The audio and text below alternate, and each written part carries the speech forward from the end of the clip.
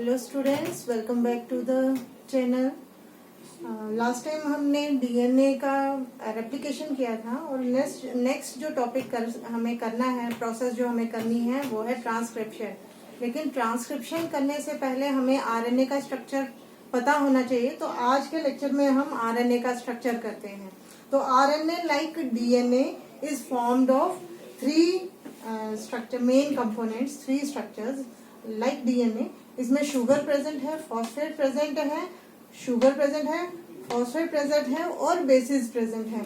Sugar like DNA pentose sugar है, लेकिन DNA में डीऑक्सीराइबोज शुगर थी, जबकि यहाँ पे राइबोज शुगर है। डीऑक्सीराइबोज शुगर का मतलब है राइबोज शुगर, जिसमें से एक ऑक्सीजन निकल गया था। तो ऑब्वियस सी बात है कि यहाँ पे जब उसका आप केमिकल फॉर्मूला देखेंगे तो एक ऑक्सीजन का एटम आप ज्यादा नंबर लिखेंगे। वहां पे अगर डीएनए में अगर शुगर का फॉर्मूला देखेंगे उसमें क्या था, C5H10O4, जबकि यहाँ पे आरएनए में शुगर का फॉर्मूला देखेंगे C5H10O5 है।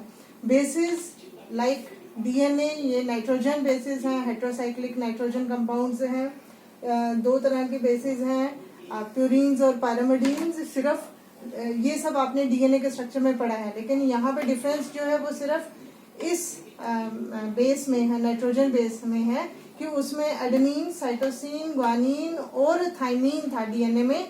यहाँ पे थाइमीन एब्सेंट है, थाइमीन की जगह यूरासिल है।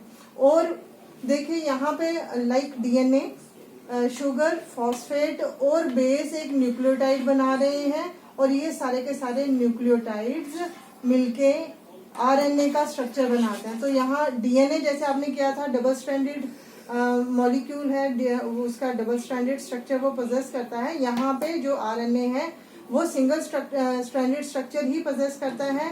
लाइक डीएनए, इसमें भी पोलैरिटी 5' 3' होगी, जैसा कि आपने डीएनए में किया था। तो अब हम देखते हैं ये जो आरएनए है, it is complementary to DNA. मतलब कि डीएनए, अगर आपको डीएनए की स्ट्रैंड के बारे में पता है कि उसमें बेसिस कौन कौन सी अरेंज्ड है, तो आपको आरएनए का जो बेस सीक्वेंस है आप उससे डीएनए के बेस सीक्वेंस से जान सकते हैं। तो RNA is complementary to DNA.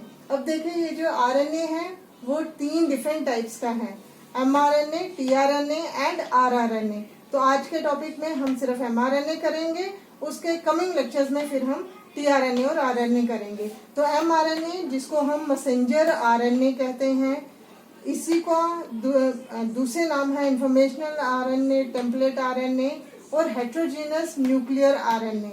पहले तो मैं आपको ये बात बता दूं कि जो आरएनए, चाहे वो एमआरएनए है, टीआरएनए है या आरआरएनए है, ये सारे के सारे न्यूक्लियस में बने।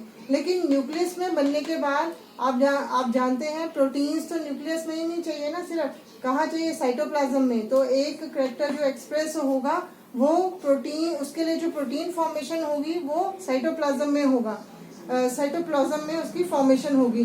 तो ये जो आरएनए हैं वो बनते न्यूक्लियस में हैं और फिर वहां से मूव कर जाते हैं out of the nucleus to the cytoplasm.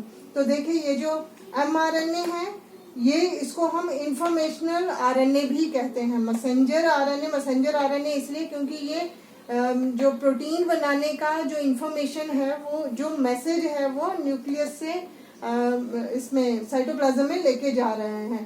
तो अगेन इंफॉर्मेशनल भी यही, क्योंकि इस पे इंफॉर्मेशन प्रेजेंट है, इसीलिए हम इसको इंफॉर्मेशनल आरएनए भी कह सकते हैं। और टेम्पलेट आरएनए इसलिए कहते हैं क्योंकि इसके ऊपर एक पूरा पॉलीपेप्टाइड बनाने की इंफॉर्मेशन प्रेजेंट है। मतलब ये पॉलीपेप्टाइड बनाने के लिए एक टेम्पलेट की तरह एक्ट करता है। So it is also known as template RNA. और हेट्रोजीनस न्यूक्लियर आरएनए इसीलिए क्योंकि डिफरेंट पॉलीपेप्टाइड चेन्स बनाने के लिए डिफरेंट एमआरएनए की जरूरत है।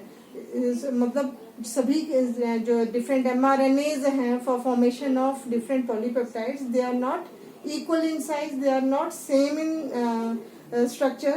So इस mRNA को हम heterogeneous nuclear RNA भी कहते हैं।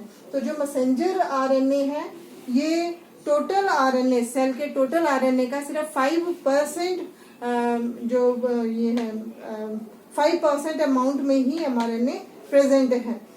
लेकिन ये जो mRNA है ये लार्जेस्ट ऑफ 3 टाइप्स हैं।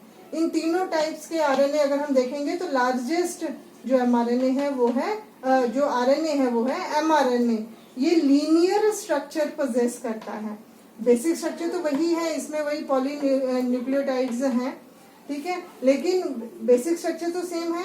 लेकिन अब इसमें जो डिफरेंट करता है ये 3 डिफरेंट टाइप्स के जो RNAs हैं वो स्ट्रक्चर हम पढ़ेंगे। तो इसमें क्या है, देखिए एक साइड पे 5' एंड है, दूसरे साइड पे 3' एंड है, जैसे कि यहाँ पे हमने आपको बताया।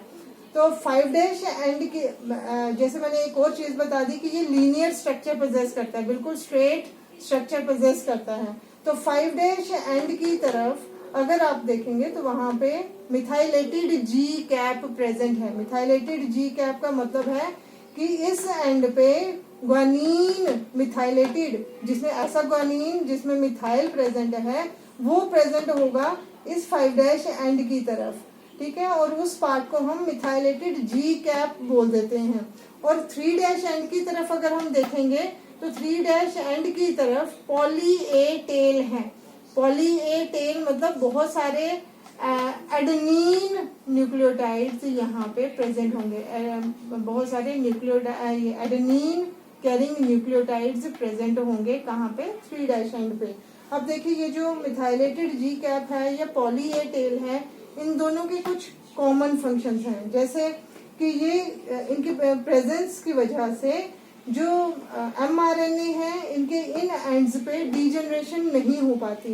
देखिए साइटोप्लाज्म में हाइड्रोलिटिक एंजाइम्स तो प्रेजेंट होंगे जो कि इस मॉलिक्यूल को डीजनरेट कर सकते हैं बोथ एंड्स पे।